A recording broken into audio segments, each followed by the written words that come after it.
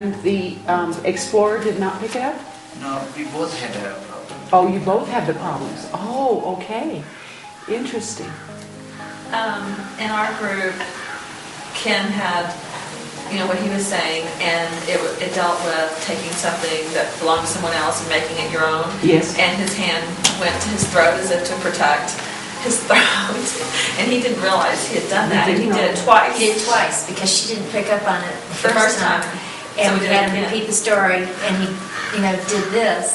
And I remembered a story from giving a short Toastmaster speech and having tap danced my way through it because I wasn't prepared. And a friend came up to me afterwards who was a therapist and said, "Did you know that you had your hands behind your back the whole time covering your ass?" And I said, "No, but that's an interesting point." So that's why when he did this, that there is sometimes a physical overt physical response. I was noticing with some people it was hard to do it sequentially, that you were doing it simultaneously. Oh, you mean the person that was modeling it? Yeah. You noticed that too? Yeah. In which cases might you notice a sequential incongruence more often than simultaneous? Like when you go to a family gathering or whatever and everyone puts on their best face for a little while and then And then there's gossip afterwards, or you walk out the room. I can't believe that. Yes. Just when there's internal parts that are one message and then another. The timing may be different. So one part of you may say okay in the moment, and the other one doesn't come up until later. My sister, who's a therapist, always has me sit back when I volunteer to go racing into a family situation and go, "Why don't we think about this?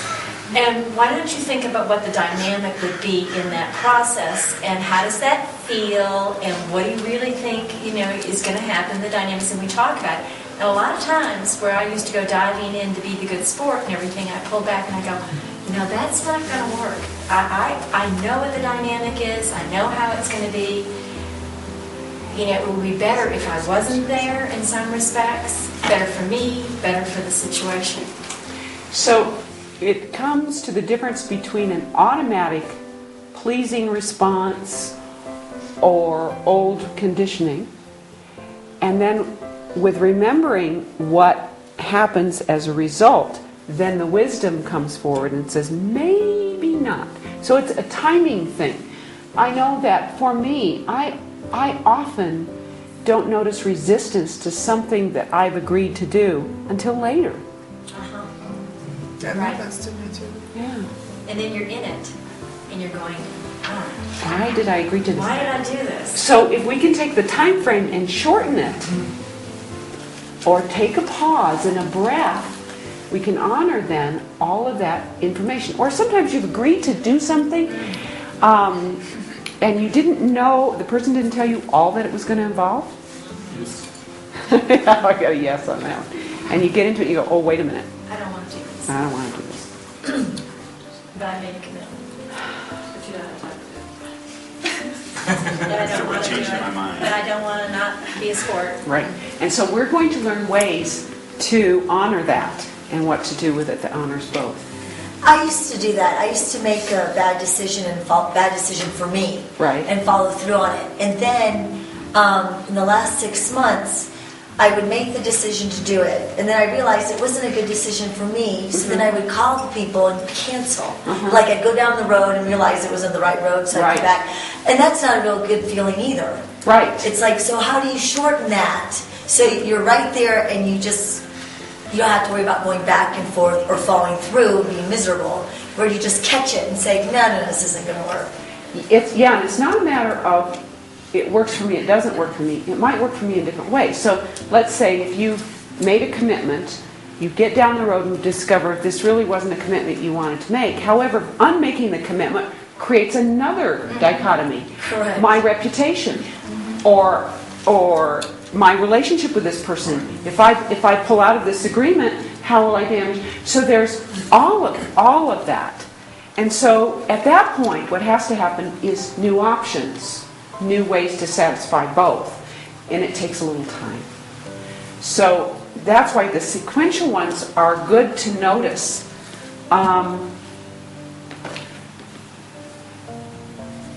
What else did you discover? Other questions you might have before we go on to our next exercise?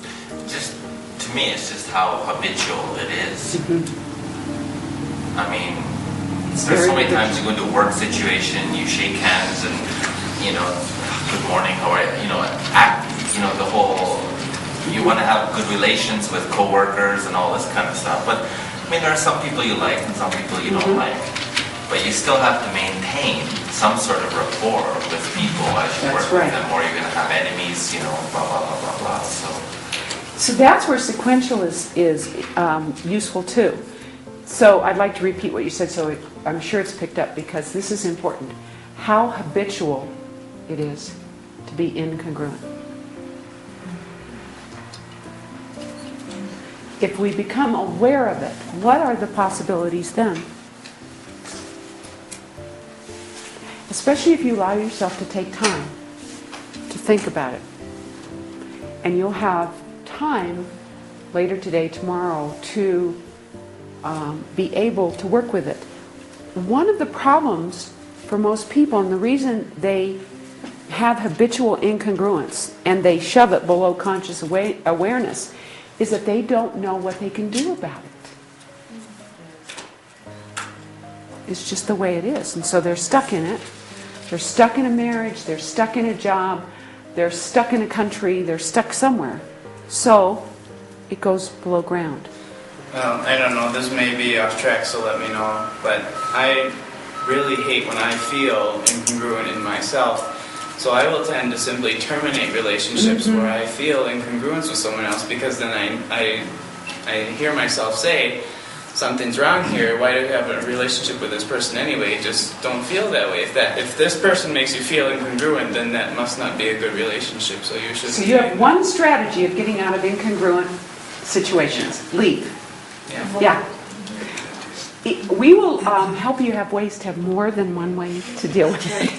Yeah. But what do you... Yeah. Also, if you don't have the skills of making good decisions, and when you repeat making, when you don't make good decisions going in, it becomes as rightly said, it becomes a part of your habit, and you are always in the state of incongruence. Am I doing it right? Am I not doing it right? Yes. So it's a pattern of making the decision as you go in. Then you're in there and you're incongruent, so you have to push it underground. So it's backing up and looking in the pattern of decision.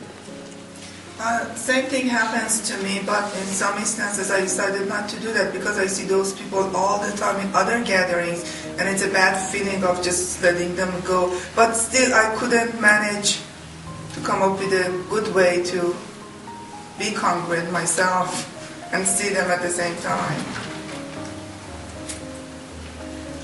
So socially, we have in this culture, in many cultures, that you are polite and nice and kind no matter what. No matter what. So how do you honor what's happening inside and what's happening externally? And we'll talk about that more and more as this goes on, how to honor both. There are some people, and we are all blessed with them in our lives, who...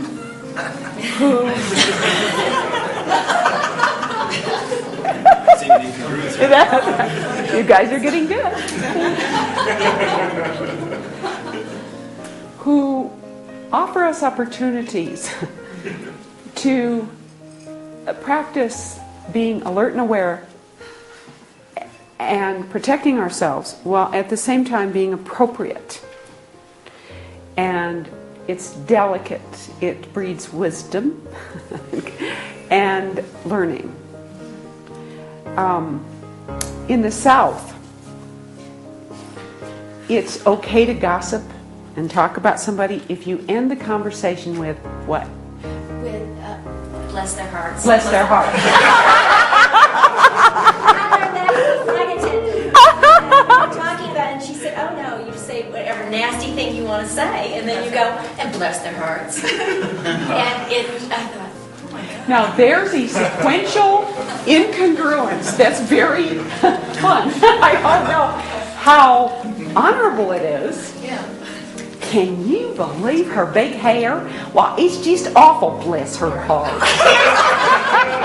That's it. Yeah, I have a question. I've heard people say sometimes that if you don't like someone, it's because there's something in them that's reflecting on something you don't like about yourself. And I realize that's not always the case. But would that be sometimes people triggering an incongruence in yourself? Excellent. That you're not Excellent observation. So the question is, when someone triggers you and causes that incongruence, you don't like them, but you're supposed to, can it reflect a part of yourself you're seeing in them that you don't like? Yes. It can also reflect a danger. So it's important to pick up those clues and get it. I usually go first to what it is it I'm seeing specifically. Because if I can put it in sensory terms, then I can decide, is it something I need to get away from? Is it fear? They're attacking me all the time in subtle ways. This person that was my opportunity, and still is. You know, some people, no matter what, they stay around you. You can't get rid of them legally. So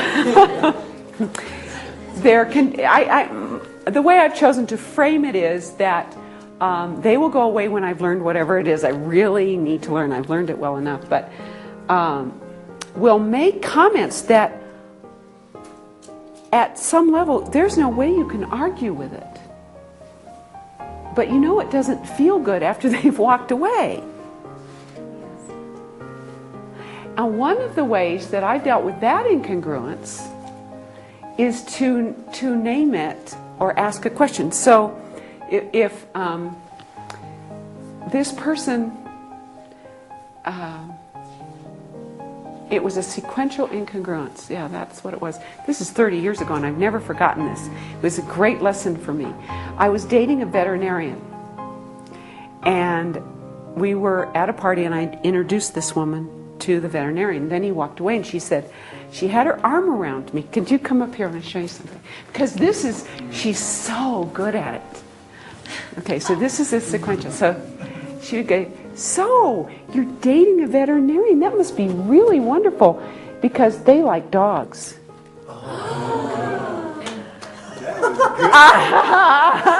Thank you. Shake it off.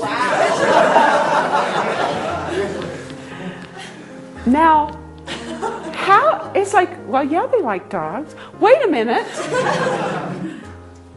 And if you said, what do you mean? Well, nothing. I mean, but you know, you just felt like somebody poked you in the stomach with a big knife and it's sitting there and they're saying, what knife? What knife?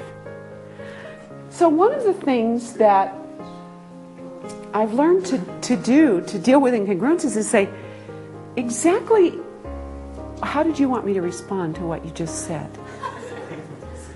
What is the effect you wanted it to have? And they won't answer the question, by the way. No. But they will understand that you understand the incongruence. It puts them on notice. Can you say that again? What is it? Or how did you expect me to respond to that is one way.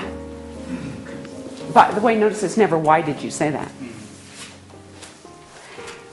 How is it that you wanted me to respond? What is the effect you wanted as a result of saying that? So it's important that you notice in yourself what is the response and how to protect and honor that while being kind. I mean, that isn't saying, you slut. How come you said that to me?